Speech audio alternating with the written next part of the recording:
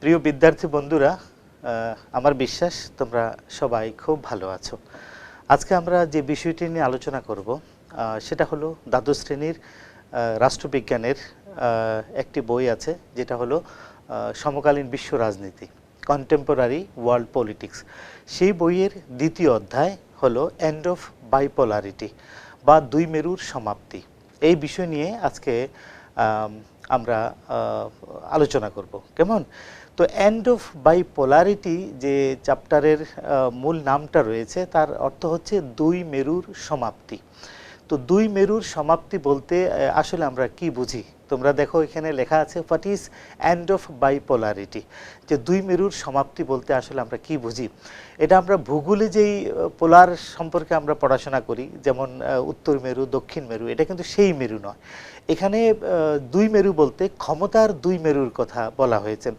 তোমরা যখন ঠান্ডা যুদ্ধের সময়কাল প্রথম অধ্যায়টি পড়েছ, সেখানে আমরা দেখেছি গোটা বিশ্ব রাজনীতিতে গোটা বিশ্বের যে ক্ষমতাধর রাষ্ট্রগুলো আছে, সে রাষ্ট্রগুলো দুই ভাগে বিভক্ত হয়ে পড়েছিল। একটি ভাগ ছিল যে মার্কিন যুক্তরাষ্ট্রের নেতৃত্বে যে পুঁজিবাদী মেরু বা পুঁজিবাদী যে গোষ্ঠী, সেই মেরুতে একটা অংশ চলে গেছে, এবং আরেকটা ছিল যে সমাজতান্ত্রিক বিশ্ব, অন্য একটি মেরু, যেটা সমাজতান্ত্রিক জীবনধারায় যে সকল রাষ্ট্র এবং সে আদর্শকে অনুসরণ করেছে, সেই ভাগে ভাগ হয়ে গেছে। এবং সমাজতান্ত্রিক এবং পুঁজিবাদী, ঠিক আছে, এই যে দুই শ্রেণীতে বা দুই মেরুতে যে বিভক্ত হয়ে গিয়েছিল রাষ্ট্রসমূহ, বিশেষ করে 1945 থেকে 1990 সাল পর্যন্ত, এই যে দুটি মেরুর সৃষ্টি হয়েছিল ক্ষমতার, সেই মেরু কিন্তু সমাপ্তি হয়েছে। আমরা প্রথম অধ্যায়ের শেষের দিকে আমরা পড়েছি যে 1989 সালের দিকে বিশেষ করে বার্লিন প্রাচীর ধ্বংসের মাধ্যমে এই আনুষ্ঠানিকতার মধ্যে দিয়ে ফরমাল সমাপ্তি ঘটেছে মানে দুই মেরুর। অর্থাৎ এখানে পুঁজিবাদী বিশ্ব এবং সমাজতান্ত্রিক বিশ্ব বলতে যে দুইটা ক্ষমতাধর যে মেরু ছিল সারা বিশ্বে, তার কিন্তু মানে সমাপ্তি হয়েছে। তো সমাপনের যেই সমাপ্তিটা হয়েছে, সেই সমাপ্তির অনেকগুলো এক্সাম্পল রয়েছে, যেগুলো দ্বারা আমরা বুঝতে পারি বা ইতিহাসে লেখা রয়েছে বা আমাদের অধ্যায়ে লেখা রয়েছে যে কিভাবে দুই মেরুর সমাপ্তি হলো। তো এটার পরে তোমরা দেখো দ্বিতীয় একটা স্লাইড আছে, why did the Soviet union ডিসইন্টিগ্রেট। এখানে সোভিয়েত ইউনিয়ন কেন খণ্ড বিখণ্ড হয়ে গেল বা সোভিয়েত ইউনিয়নের কেন বিভাজন হলো। আসলে সোভিয়েত ইউনিয়নের বিভাজন ঠান্ডা যুদ্ধের সমাপ্তির অন্যতম একটি দৃশ্য। কারণ সোভিয়েত ইউনিয়ন যতক্ষণ পর্যন্ত নিজের জায়গায়, নিজের আদর্শে এবং নিজের যে ক্ষমতায় সারা বিশ্বের উপরে যে প্রভাব বিস্তার করত, তার যখন সমাপ্তি হয় এবং তাকে অনুসরণ করেছিল যে পূর্ব ইউরোপ, সেই পূর্ব ইউরোপ যখন ধীরে ধীরে যখন পুঁজিবাদী বিশ্বের দিকে নিজেদেরকে রূপান্তরিত করে এবং সমাজতান্ত্রিক আদর্শ ছেড়ে তারা গণতান্ত্রিক এবং বহুদলীয় ব্যবস্থার দিকে মানে পরিবর্তনটা তাদের শুরু হয়, তখন সোভিয়েত ইউনিয়নও কিন্তু একটা মানে পরিবর্তন সাধিত হয়। আমরা দেখেছি যে সমাজতান্ত্রিক বিশ্ব, যা কিনা সোভিয়েত ইউনিয়নের আওতায় ছিল বা সোভিয়েত ইউনিয়নকে অনুসরণ করে চলতো, তো সেখানে আমরা দেখছি সোভিয়েত ইউনিয়নের নিজের ভিতরেও কিন্তু প্রচণ্ড মানে বিদ্রোহ শুরু হয়। যেমন বিশেষ করে যে বাল্টিক প্রজাতন্ত্র যেগুলো আছে সোভিয়েত ইউনিয়নের অন্তর্ভুক্ত, যেখানে এস্তোনিয়া, লাটভিয়া, লিথুয়ানিয়া, এগুলোতে কি হয় মানে প্রচণ্ড মানে বিদ্রোহ শুরু হয় এবং তারা রাশিয়ার যে ইউনিয়ন ছিল, সেই ইউনিয়ন থেকে, সোভিয়েত ইউনিয়ন বলতে আমরা যা বুঝি, সেখান থেকে তারা বেরিয়ে আসবে এবং স্বাধীন গণতান্ত্রিক রাষ্ট্র হিসাবে রূপান্তর লাভ করবে, এই আশায় কিন্তু তারা সেখানে বিভিন্ন গণ আন্দোলন শুরু করে।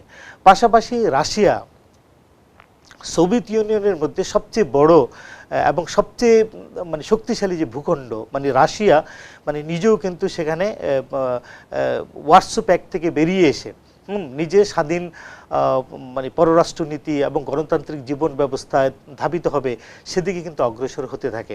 এবং যখন পূর্ব ইউরোপ সোভিয়েত ইউনিয়নের জোট থেকে বেরিয়ে নতুন করে নিজেদের নির্মাণ করতে চাইছে, নিজেদেরকে পরিবর্তন করতে চাইছে, সেই সময় গোটা সোভিয়েত ইউনিয়ন কিন্তু নীরব ছিল।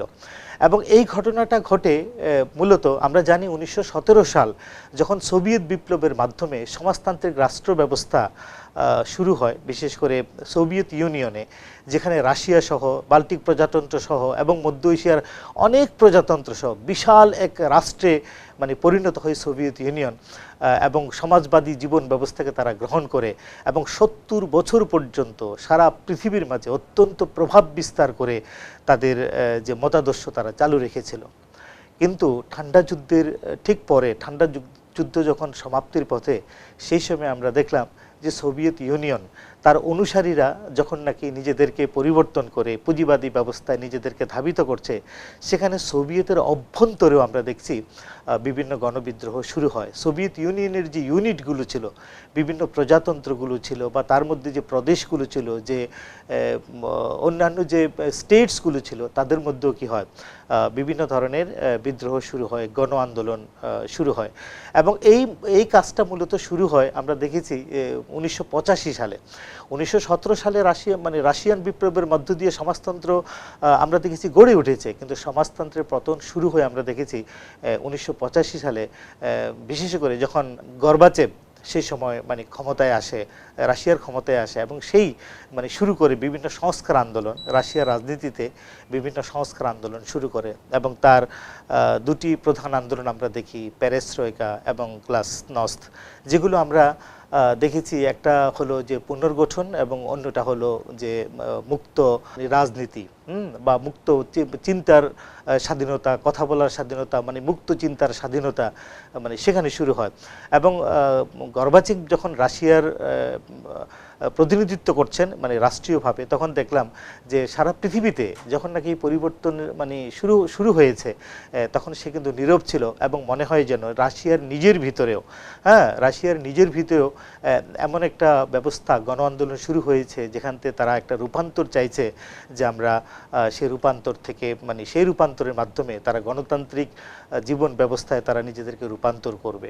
তো এই যখন অবস্থাটা হলো, রাশিয়া সহ তার অনুগামী দেশসমূহ যখন নাকি পুঁজিবাদী বিশ্বের আদর্শকে গ্রহণ করতে শুরু করলো, তখন যে ব্যবস্থাটা শুরু হলো, তখন থেকে শুরু হয় যে ব্যবস্থাটা, যেই বস্তুটা আমরা দেখেছি, তোমাদের চ্যাপ্টারে তোমরা দেখতে পাবে যে শক থেরাপি, তোমাদের স্লাইডের 3 নম্বরে যেটা বলা আছে যে শক থেরাপি, ঠিক আছে? সেই শক থেরাপি হলো বাংলা হলো অভিঘাত থেরাপি। যে ওই অভিঘাত থেরাপিটা কি আসলে? তোমরা জানো যে আমাদের শরীর যখন অসুস্থ হয়, আমাদের শরীরে যখন বিভিন্ন সমস্যা দেখা দেয়, তখন বিভিন্ন থেরাপির মাধ্যমে সেগুলো কি হয়, সারিয়ে তোলা হয়। এবং কখনো কখনো যখন শরীরে এমন কিছু, আমাদের নার্ভগুলো যখন একেবারে নিস্তেজ হয়ে যায়, তখন ইলেকট্রিক শকের মতো কিছু দেওয়া হয়, যাতে নার্ভগুলো সতেজ হয়। তো এখানে শক থেরাপি বা অভিঘাত থেরাপি বলতে আমরা বুঝতে পারি যে রাশিয়াতে যখন এই পরিবর্তনটা শুরু হয়, তোমরা জানো সমাজতান্ত্রিক জীবন ব্যবস্থায় সব কিছু কিন্তু রাষ্ট্র ব্যবস্থার মধ্যে চলে আসে। যেমন মনে করো, ব্যক্তি মালিকানা এখানে থাকবে না, রাষ্ট্রীয় মালিকানা থাকবে। অর্থাৎ পরিষেবা, যেমন কৃষির কথা বলি, সমাজসেবার কথা বলি, রাষ্ট্রীয় বিভিন্ন কাঠামো, শিল্প প্রতিষ্ঠান, সব কিছু রাষ্ট্রীয় মালিকানাধীন কিন্তু ছিল। কিন্তু যখন নাকি রাশিয়া সহ তার দোসর রাষ্ট্রসমূহ বা তখনকার যে ওয়ার্সো প্যাক্টের অধীনে আসা সমস্ত রাষ্ট্র, বিশেষ করে সোভিয়েত ইউনিয়নের সমাজতান্ত্রিক আদর্শকে যারা অনুসরণ করত, তারা যখন গণতান্ত্রিক জীবন ব্যবস্থায় চলে আসার সিদ্ধান্ত নিল, তখন সঙ্গত কারণেই বিশ্ব ব্যাংক এবং IMF বা ইন্টারন্যাশনাল মনিটারি ফান্ড, যে আন্তর্জাতিক অর্থ ভাণ্ডার, তাদের যে বিভিন্ন পলিসিগুলো আছে, তাদের যে নিয়মগুলো আছে, তাদের যে বিভিন্ন পন্থাগুলো আছে, সেগুলোকে গ্রহণ করতে হয়। তো হঠাৎ করে রাষ্ট্রীয় ব্যবস্থা থেকে ব্যক্তি মালিকানায় ফিরে আসা এবং সেখানে 70 বছর ধরে চলে আসা কোনো প্রাতিষ্ঠানিক অবস্থার মধ্য থেকে হঠাৎ করে যখন নাকি নতুন একটা পরিবর্তন হয়, সেই পরিবর্তনটা যদিও সকলে চাইছে যে তাদের যে ব্যবস্থা ছিল এতদিনকার, সেই ব্যবস্থা থেকে তারা গণতান্ত্রিক জীবনের দিকে ফিরে আসবে, কিন্তু সেই সময়ের পরিবর্তনের মধ্যে যে ব্যবস্থাটা গড়ে ওঠে, এমন একটা অবস্থা গড়ে ওঠে এবং সেটাকেই মূলত শক থেরাপি হিসাবে অভিহিত করা হয়। এবং তোমরা 4র্থ স্লাইডে দেখতে পাবে যে কনসিকুয়েন্সেস অফ শক থেরাপি, 4র্থ পয়েন্টে তোমরা দেখতে পাচ্ছ কনসিকুয়েন্সেস অফ শক থেরাপি বা অভিঘাত থেরাপির ফলাফল কী ছিল। তো এটা খুবই পরিষ্কার যখন মানে আমরা দেখেছি যে সোভিয়েত ইউনিয়নের যখন নাকি সমাজতান্ত্রিক ব্যবস্থা ছিল, তখন সেখানে ব্যক্তি মালিকানাধীন কোনো বিষয় ছিল না, সেখানে ব্যক্তির মতামতের কোনো প্রতিফলন ছিল না, ব্যক্তি স্বাধীনতা ছিল না, ইন্ডিভিজুয়াল ফ্রিডম ছিল না, ব্যক্তি মালিকানা ছিল না। তখন সবটাই রাষ্ট্র ব্যবস্থা যা বলতো সেটাই সকলকে মানে মেনে নিতে হতো। কিন্তু শক থেরাপির মানে কনসিকুয়েন্সেস হলো যে হঠাৎ করে মানে জনগণ যখন এই নতুন ব্যবস্থার মধ্যে পড়লো, তো তাদের জনজীবন একেবারে মানে বিপর্যস্ত হয়ে পড়লো। চতুর্দিকে অর্থনৈতিক মানে মারাত্মক মানে অর্থনৈতিক ক্ষতিগ্রস্ততার মানে সম্মুখীন হতে লাগলো। মানে কেন হতে লাগলো? কারণ সেখানে আমরা দেখতে পাচ্ছি যে নতুন এই পরিবর্তন, সকলে ঠিক নতুন পরিবর্তনের সাথে মানে একীভূত হতে পারছে না, নতুন পরিবর্তনকে মানে গ্রহণ করতে পারছে না। তো এই যখন অবস্থা, তখন সেই অবস্থার ফলে আমরা দেখতে পাচ্ছি রাশিয়ার অর্থনীতি ভেঙে পড়েছে, কৃষি মানে তখন ভেঙে পড়েছে। নতুন অর্থনৈতিক ব্যবস্থার সাথে সাথে মানে মানুষ হঠাৎ করে তার সাথে মিলতে পারছিল না। যখন আমরা দেখছি যে মানে রাশিয়ার যে বিশাল বড় শিল্প কারখানাগুলো ছিল এবং নতুন পুঁজিবাদী ব্যবস্থায় যে সকল রাষ্ট্রীয় মালিকানার অধীনে যে সকল শিল্প প্রতিষ্ঠানগুলো ছিল, সেগুলো ব্যক্তি মালিকানার মানে চলে আসবে। তো ব্যক্তি মালিকানায় চলে আসার ক্ষেত্রে সেই যে বিশাল বড় যে রাষ্ট্রীয় মালিকানাধীন যে সংস্থাগুলো আছে, সেগুলো ক্রয় করার জন্য তার যে নিলাম হয়েছিল, সেই নিলামের ক্ষেত্রে সকলকে নাগরিককে অংশগ্রহণ করার অধিকার দেওয়া হয়েছিল। কিন্তু যে সকল নাগরিকরা মানে সিলেকশন পেল যে তোমরা এটা নিতে পারো, কিন্তু তারা অর্থের কারণে মানে অর্থনৈতিক অভাবের কারণে তখন তারা কি সেটাকে মানে নিতে পারেনি। তো না নেওয়ার ফলে কি হয়েছে, তারা কি করেছে, সেটা আবার কালোবাজারি করেছে। মানে যারা অর্থনৈতিকভাবে মোটামুটি শক্তিশালী তাদের কাছে বিক্রি করেছে। মানে একটা মারাত্মক অর্থনৈতিক কি বলে বিশৃঙ্খলার মানে তখন সৃষ্টি হয়েছিল। কারণ এই যে উত্তরণটা একটা ব্যবস্থা থেকে অন্য একটা ব্যবস্থায় যখন উত্তরণ হয়, সেই উত্তরণের সময় যে ফলাফলগুলো হয়, সেই ফলাফলগুলোকে আমরা দেখতে পাচ্ছি মানুষ সহজে কিন্তু মানে মেনে নিতে পারে না। ঠিক রাশিয়াতেও মানে এই ব্যবস্থাটা হয়েছিল, যখন আমরা দেখতে পাচ্ছি যে মানে দুই মেরুর সমাপ্তি তো হলো, কিন্তু দুই মেরুর সমাপ্তির পরে আমরা দেখছি মার্কিন যুক্তরাষ্ট্র এককভাবে খুব শক্তিশালী হয়ে উঠল এবং 1990-এর দশকের মানে শুরু থেকে আমেরিকা, মার্কিন যুক্তরাষ্ট্র সারা পৃথিবীর মধ্যে অপ্রতিদ্বন্দ্বী মানে ভাবে রাজনৈতিক প্রভাব বিস্তার করতে মানে শুরু করলো সারা পৃথিবী জুড়ে। সেখানে রাশিয়া অনেকটা স্তিমিত হয়ে গেল। রাশিয়ার যদিও তার অস্ত্র ভাণ্ডার, অন্যান্য শিল্প কারখানা যথেষ্ট মানে উন্নতির দিকে ছিল, কিন্তু সেখানে আমরা যেটা দেখতে পাচ্ছি, সেখানে তারা দেশের অর্থনীতি, দেশের শিল্প ব্যবস্থা, রাষ্ট্রীয় মালিকানাধীন কোঅপারেটিভ যে ব্যবস্থা, সেই ব্যবস্থাগুলো কি হয়েছে মানে ক্রমাগতভাবে মানে আস্তে আস্তে ধ্বংসের দিকে মানে পড়ে গেছে। সে অবস্থা থেকে মানে রাষ্ট্র না ব্যক্তি, তারা মানে কোনোভাবেই সেই ব্যবস্থা থেকে মানে উঠে আসতে পারছিল না।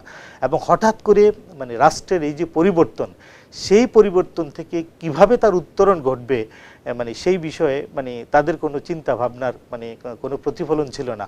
হঠাৎ করে বুঝে উঠতে পারছিল না যে কিভাবে মানে রাষ্ট্র এই নতুন ব্যবস্থাটার সাথে মানে সংশ্লিষ্ট হয়ে মানে রাষ্ট্র নতুন ব্যবস্থার সাথে নিজেকে যোগ করে কিভাবে সেই ব্যবস্থাটা গ্রহণ করবে এবং কিভাবে সমাজতান্ত্রিক ব্যবস্থার যত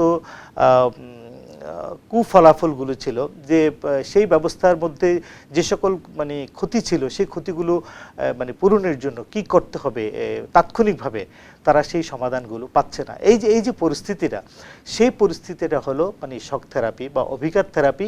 এবং অভিঘাত থেরাপির যে ফলাফলগুলো, সেই ফলাফলগুলো আমরা মানে যদি খুব সংক্ষেপ করি, তাহলে আমরা বলতে পারি সেখানে কৃষি ব্যবস্থা মানে ভেঙে পড়েছে, শিল্প ব্যবস্থা ভেঙে পড়েছে এবং নতুন সমাজতান্ত্রিক ব্যবস্থা থেকে পুঁজিবাদী অর্থনীতিতে বা গণতান্ত্রিক ব্যবস্থায় মানে রূপান্তরের পথে যে বিশ্বব্যাংক এবং IMF-এর প্রতিশ্রুত বা তাদের নির্দেশিত যে নীতিসমূহ, সেই নীতিসমূহ গ্রহণ করা এবং সেগুলো সমাজের সর্বস্তরে কার্যকর করার ক্ষেত্রে মানে নানাবিধ সমস্যার মানে সম্মুখীন মানে হতে হয়েছে।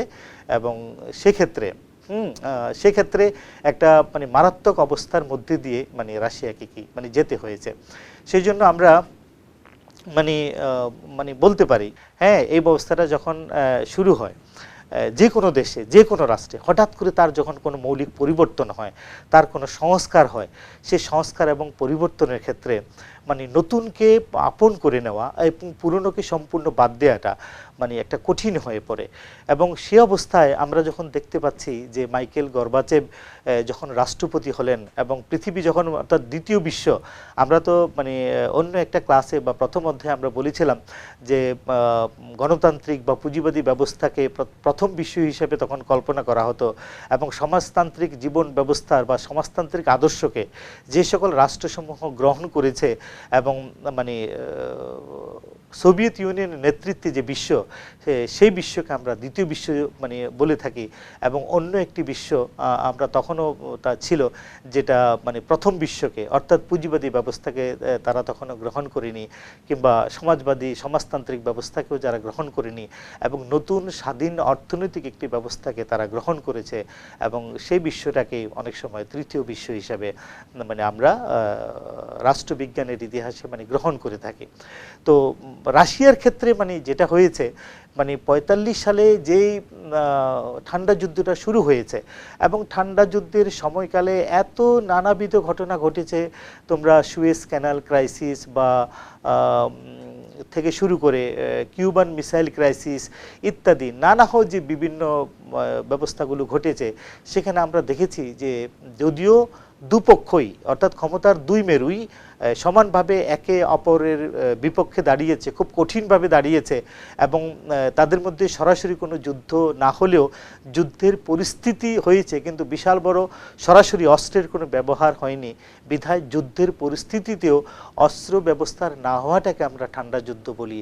এবং ঠান্ডা যুদ্ধের সময় যে দুই মেরুর যে উদ্ভব হয়েছিল, ক্ষমতার দুই মেরুর, এবং সেই দুই মেরুর উদ্ভাবনটা আমরা দেখি ক্রমে স্তীমিত হয়ে পড়েছে ১৯৮৫ সালের মানে পরের দিকে। এবং এই যে মানে ক্ষমতার দুই মেরু যখন এক মেরুতে এখন রূপান্তরিত হলো, তখন দ্বিতীয় মেরুর মানে ক্ষয় শুরু হয়ে গেছে, যেটা আমরা এতক্ষণ মানে আলোচনা করছিলাম। সেই দুই মেরু বলতে আমরা রাশিয়ার নেতৃত্বে যে পৃথিবীতে যে মেরু শুরু হয়েছে মানে সেটাকে আমরা মানে ধরতে পারি। কিন্তু বিভিন্ন কারণে মানে রাশিয়ার অনুসৃত রাশিয়ার ব্যবস্থাকে যে সকল পৃথিবীর যে সকল দেশ, বিশেষ করে মানে পূর্ব ইউরোপের বেশিরভাগ দেশ তাকে গ্রহণ করেছিল এবং গোটা সোভিয়েত ইউনিয়ন, সোভিয়েত সাম্রাজ্য বলতে আমরা যেটাকে বুঝি, তা গ্রহণ করেছে। এবং ক্রমে ক্রমে পুঁজিবাদী ব্যবস্থা পৃথিবীর সকল রাষ্ট্রের উপরে মানে ভারী হয়ে উঠেছে। এটা কেন? কারণ হলো তাদের জীবন ব্যবস্থা ছিল অনেক উন্নততর, ব্যক্তিগত এবং সামাজিক ব্যবস্থা ছিল অনেক উন্নততর, এবং সমাজতান্ত্রিক ব্যবস্থায় যারা ছিল তাদের জীবন ব্যবস্থা কিন্তু ছিল অনেকটা এত বেশি মানে আমোদ প্রমোদপূর্ণ ছিল না, এবং তাদের খুব সংগ্রামশীল জীবন ব্যবস্থা ছিল। সেই কারণেই মানে সোভিয়েত ইউনিয়নভুক্ত যে সমস্ত রাষ্ট্রগুলো ছিল তারা আমরা মানে দেখতে পাচ্ছি ক্রমাগতভাবে তারা মানে নিজেদের সমাজতান্ত্রিক আদর্শ থেকে বিচ্যুত হয়ে ক্রমাগতভাবে তারা মানে পুঁজিবাদী ব্যবস্থার দিকে মানে ঝুঁকে পড়ে। তো এই ঝুঁকে পড়ার মধ্যে দিয়ে তারা নতুন যে ব্যবস্থা তারা গ্রহণ করেছে, সেই গ্রহণ করার মধ্যে দিয়ে আমরা দেখতে পাচ্ছি যে পৃথিবীর একটি নতুন রূপ নিয়েছে। তো আমরা মানে যেটা মানে এই চ্যাপ্টারের আরেকটি ক্লাস আমরা নেব, সেই ক্লাসের মধ্যে আমরা বলার চেষ্টা করব যে মানে সোভিয়েত পরবর্তী বা দুই মেরুর সমাপ্তির পরে যে নতুন পৃথিবী বা সোভিয়েত পরবর্তী যে রাষ্ট্রগুলো আছে সোভিয়েত অনুসারী, সেই রাষ্ট্রগুলো সোভিয়েত ইউনিয়ন তথা বিশ্বের সাথে ভারতের সম্পর্ক মানে কেমন ছিল, ভারত তাদের সাথে কীরকম সম্পর্ক মেনে নিয়েছে বা সে সম্পর্ক বজায় রেখেছে, তা সম্পর্কে আমরা পরবর্তী ক্লাসে আলোচনা করব। তোমরা সবাই খুব ভালো থাকো। ধন্যবাদ সবাইকে।